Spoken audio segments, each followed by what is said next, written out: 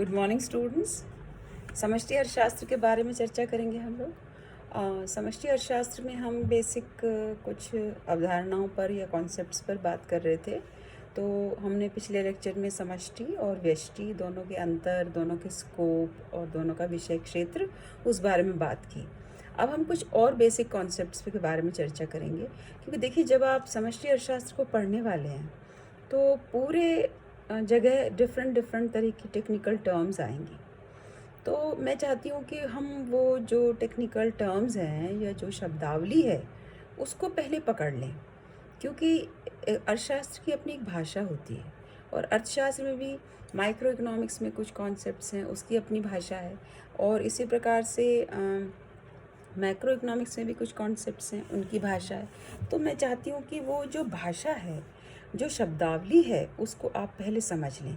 क्योंकि अगर मैं बात करूँगी, मान लीजिए मैं कहूँगी इन्वेंट्री, तो आपको पता नहीं होगा इन्वेंट्री क्या है। जब पता नहीं होगा तो आप कुछ बात ही नहीं समझ पाएंगे। तो सबसे पहले सबसे ज़्यादा ज़रूरी है कि आप उन शब्दों को समझें, ठीक है। तो जैसे एक वर्ड हम विनियोग शब्द का प्रयोग करेंगे, ठीक है। तो विनियोग शब्द का अर्थ है कि आय का वह अंश जो और अधिक आय के उत्पादन के लिए इन्वेस्ट किया जाता है, लगाया जाता है, उत्पादन के लिए लगाया जाता है। जैसे मान लीजिए एक फैक्ट्री है, उसकी 1000 रुपया या 100 रुपया इनकम है और वो 20 रुपया और अधिक उत्पादन के लिए उसी फैक्ट्री में वापस इन्वेस्ट करते हैं, मशीन ले आते हैं, टूल्स ले आते हैं, कुछ भी व्हाटएवर। तो वो कहलाए, क्योंकि वो और अधिक उत्पादन कहलाए, और अधिक उत्पादन करने में उसमें मदद होगी। और लेबर एम्प्लॉय कर लिया, या बिल्डिंग को बड़ा कर लिया, या मशीनें लगा ली, या रॉ मटेरियल और यूज़ करना शुरू किया, कुछ भी तरह से जिससे कि उत्पादन बढ़े, समझे आप, उसको हम विनियोग कहते हैं। अब विनियोग को भी हम 2-3 तरह से डिफाइन करते हैं, 2-3 कैटेगरीज में डालते हैं।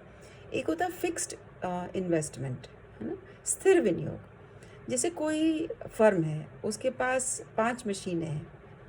2019 के शुरू में उसके पास 5 मशीनें थी और 2019 के अंत दिसंबर तक उनके पास 7 मशीनें थी।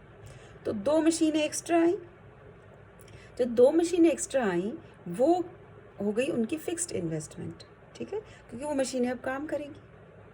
फिर ये कहलाता है फिक्स्ड इन्वेस्टमेंट। और एक शब्द हम करते हैं यूज़, इन्वेंट्री, है ना। तो इन्वेंट्री जो है, कोई भी फैक्ट्री या कोई भी फर्म जो प्रोडक्शन करती है, उस प्रोडक्शन के चलते उनके पास कुछ रॉ मटेरियल होता है, कुछ उत्पादित सामान होता है, तो फिनिश्ड गुड्स होती हैं, फिर सेमी फिनिश्ड गुड्स होती हैं। जैसे मान लीजिए स्वेटर बनाने की इंडस्ट्री है, तो कुछ स्वेटर्स हैं जो रखे हैं, सारा कुछ तो सब कुछ ख़त्म नहीं हो जाता ना, सारा कुछ तो बेच नहीं जाता, तो बनता है, स्टॉक में रखा जाता है, फिर आगे जाता है। तो एक साल के अंत में हर एक फैक्ट्री के पास, फर्म के पास इन्वेंट्री होती है। कुछ स्वेटर्स हैं जो अभी इन प्रोसेस हैं, बने नहीं हैं, तो उनको हम सेमी फिनिश्ड गुड्स कहेंगे।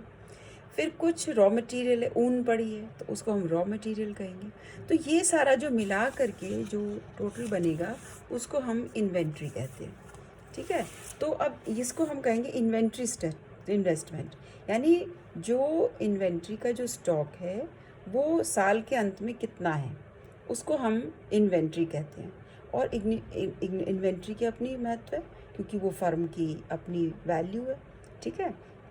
इस प्रकार से हम ये 2 प्रकार से, फिक्स्ड इन्वेस्टमेंट और इन्वेंट्री। फिर एक और इन्वेस्टमेंट, एक तरह से और हम इसको डिफाइन करते हैं। एक होता है ग्रॉस इन्वेस्टमेंट, एक होता है नेट इन्वेस्टमेंट, ठीक है। ग्रॉस और नेट में क्या फ़र्क है? देखिए, कोई भी फर्म है, उसमें अगर खर्चा होता है ना, जो खर्चा फर्म के लिए किया गया, तो उसमें एक खर्चा है, मान लीजिए बिल्डिंग है बनी और बिल्डिंग पेंट हुई, दोनों में फ़र्क हो गया। बिल्डिंग के बनने में तो उस बिल्डिंग के, मान लीजिए एक कमरा और ऐड किया गया तो बिल्डिंग बनी। कमरा ऐड करने से क्या होगा कि फर्म का प्रोडक्शन और बढ़ जाएगा, है ना, टोटल प्रोडक्शन बढ़ेगा। लेकिन जो बाकी बिल्डिंग थी उसमें टूट फूट को ठीक करवाया, या उसमें पेंट किया, या जो मशीनें थी उनकी टूट फूट वेयर एंड टेयर हुआ, तो वो उसने कोई उत्पादन बढ़ाया नहीं। जो उत्पादन की क्षमता पहले से ही थी उसी को बनाए रखने के लिए उसकी मेंटेनेंस की गई। तो ये जो इन्वेस्टमेंट है, चूंकि ये उत्पादन नहीं बढ़ाता लेकिन इन्वेस्टमेंट तो कहलाता है, तो इसको हम कुल विनियोग में तो सम्मिलित करेंगे, लेकिन उसको हम शुद्ध विनियोग नहीं कहेंगे। क्यों? क्योंकि इससे उत्पादन नहीं बढ़ता। तो इन सब को हटा करके तो इसको हम कहते हैं घिसावट या डेप्रिसिएशन, है ना। जैसे मान लीजिए आपके पास साइकिल है, तो साइकिल को आपने चेन ठीक की या उसकी पेंट किया या उसकी धुलाई की, तो उससे साइकिल बढ़ी नहीं, सिर्फ साइकिल है और साइकिल बनी रही, उसकी मेंटेनेंस हो गई। लेकिन अगर आप एक और साइकिल खरीदते हैं तो वो शुद्ध इन्वेस्टमेंट हो, ठीक है। तो हम फर्म जो हैं, फर्म में दो प्रकार से हम इन्वेस्टमेंट को काउंट करते हैं। एक तो टोटल इन्वेस्टमेंट, और टोटल में से जो हमने घिसावट या टूट फूट में जो पैसा लगा उसको ठीक करने के लिए उसको हम कम कर देते हैं, तो जो बचता है वह शुद्ध विनियोग कहलाता है या नेट इन्वेस्टमेंट कहलाता है। अब देखिए, हम जो डेप्रिसिएशन है उसको हम बाद में हम पूरा एक्सप्लेन करेंगे, अभी हम इतना ही करेंगे। इसके बाद एक और कॉन्सेप्ट है जो कि जिसको हम कहते हैं स्टॉक एंड फ्लो, ठीक है। तो स्टॉक एंड फ्लो का क्या मतलब है? देखिए, स्टॉक का अर्थ होता है किसी समय विशेष में या समय बिंदु पर कितना किसी फैक्ट्री के पास टोटल स्टॉक है ना। तो पूरी अर्थव्यवस्था में हम ये देखते हैं कि एक अर्थव्यवस्था में पूरा स्टॉक कितना है, यानी एट ए टाइम कोई भी चल राशि वो कितनी है।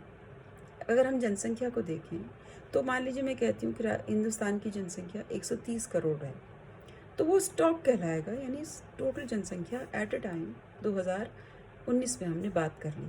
लेकिन अगर हम ये कहते हैं कि 2001 में जनसंख्या इतनी थी, फिर 2005 में इतनी थी, फिर 2011 में इतनी थी, फिर 16 में इतनी, फिर 2019 में इतनी, तो हम एक तरह से जनसंख्या के परिवर्तन की बात करते, तो फ्लो, राइट, वो प्रवाह हो गया।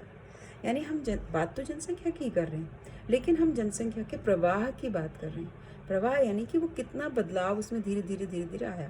जैसे तालाब है तो पड़ा हुआ पानी है, नदी है तो बहती हुई है, तो दोनों जगह पानी है और दोनों यूज़ हो सकता है। लेकिन दोनों का फ़र्क ये है कि एक बहता हुआ है और एक ठहरा हुआ है ना। तो इसी तरह से हम जब इकोनॉमिक्स में बात करते हैं तो हम दो तरह से बात करते हैं। एक पीरियड ऑफ टाइम, समय अवधि में किसी चल राशि की बात करते हैं, और एक हम किसी समय बिंदु पर स्टॉक की बात करते हैं या किसी समय बिंदु पर चल राशि की बात करते हैं। तो इसमें हम इस प्रकार से इनको दो तरह से बांटते हैं।